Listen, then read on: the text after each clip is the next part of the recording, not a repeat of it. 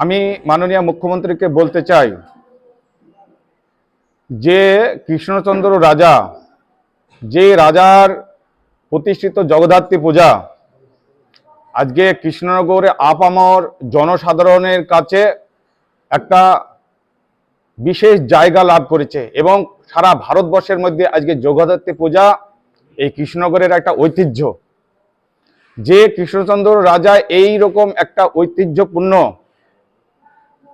যে পূজা প্রতিষ্ঠা করেছে, এবং শুধু তাই নাই, যে পূজা এই জগদ্ধাত্রী পূজা, তারপরে আমাদের যে বাঙালির সর্ববৃহৎ উৎসব শারদীয়া দুর্গা উৎসব, আর সেইগুলো যখন পূজা হয় আমাদের সমস্ত পূজা মণ্ডপ থেকে রাজবাড়িতে যায়, সেখানে তারপরে সেখান থেকে এসে বিসর্জন যায়।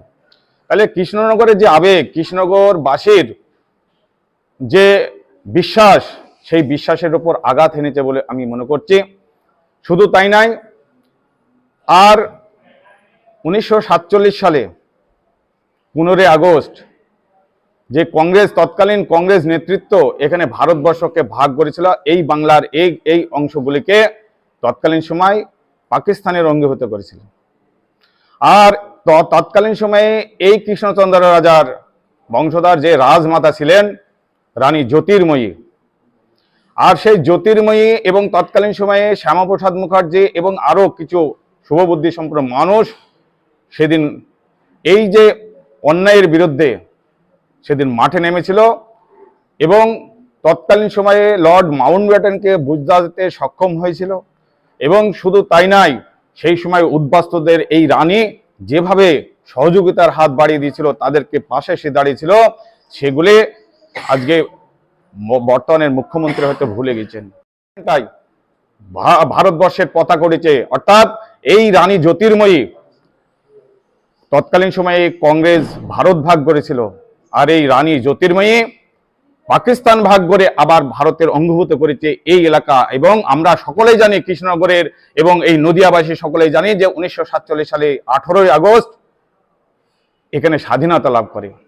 তাহলে যে পরিবারের এইরকম দান আছে, যে পরিবারের নামে আজকে কৃষ্ণনগর শহর, যে পরিবারের নামে আজকে কৃষ্ণনগরের যে কলেজ থেকে শুরু করে আজকে ডিএম, এসপি এবং জ্যোতির্ময়ী স্কুল থেকে শুরু করে কলেজের সমস্ত দান তাদের। আজকে আপনি ইতিহাসের পাতা উল্টান, উনি বলেছেন ইতিহাসের পাতা উল্টাবো নাকি, আমরা চ্যালেঞ্জ করছি, ইতিহাসের পাতা উল্টান, উল্টলে এই কথাগুলি বেরিয়ে আসবে, যেগুলি সত্যি কথা বলে বেরিয়ে আসবে, মিথ্যা কথা বেরিয়ে আসবে না।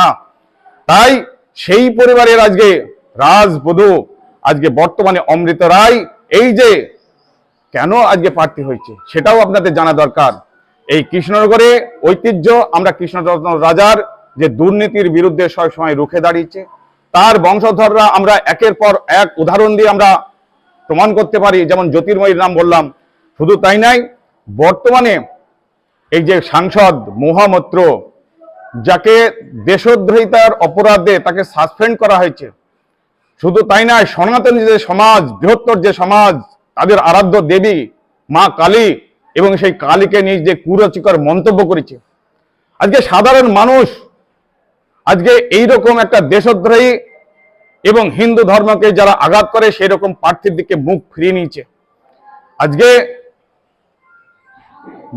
মমতা ব্যানার্জি বুঝে গেছেন যে আর যে বর্তমান সিচুয়েশন তৈরি হয়েছে তাতে এই মহামৈত্র কোনো কারণে জিতবে না।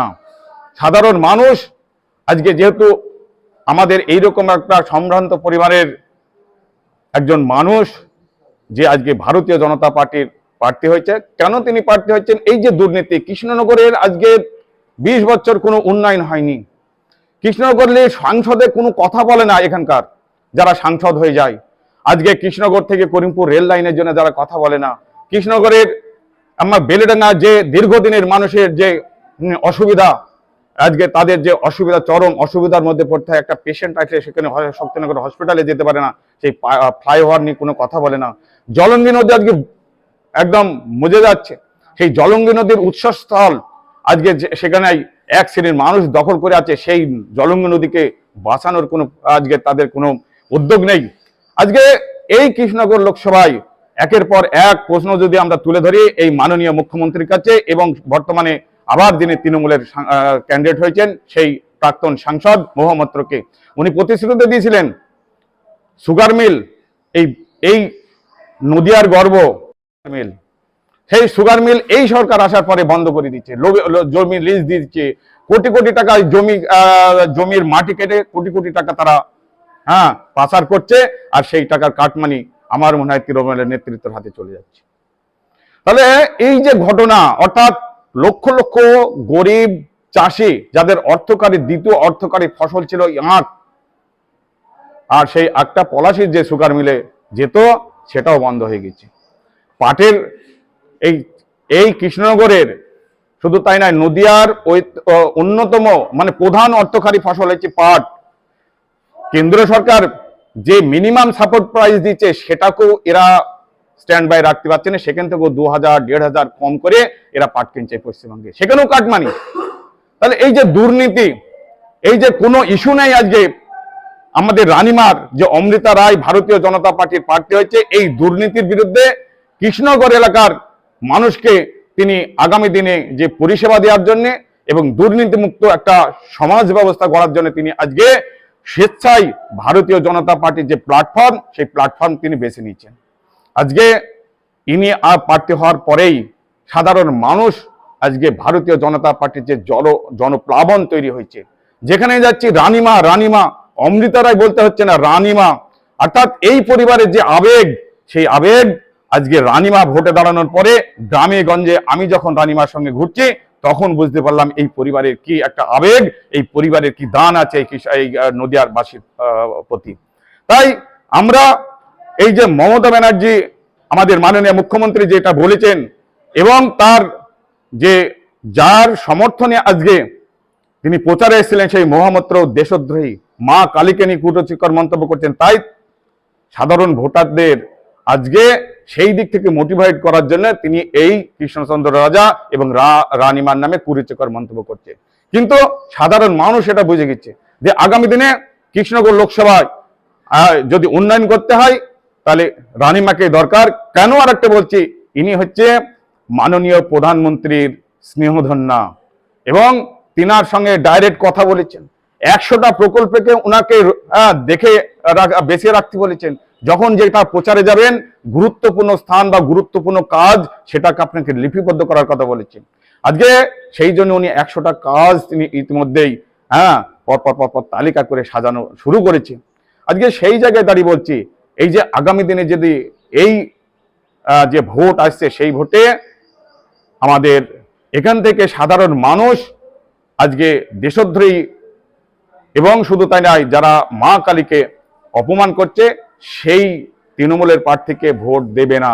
তাই আজকে এইটাকে বাইপাস করার জন্য ইনি পরিবারের উপর এইরকম কৃষ্ণচন্দ্র রাজার উপর আরোপ লাগিয়েছে এবং শুধু তাই নয়, আমাদের রানীমার উপরে এইরকম তাচ্ছিল্য বা ব্যঙ্গাত্মক শব্দ প্রয়োগ করছে বলে আমি মনে করছি।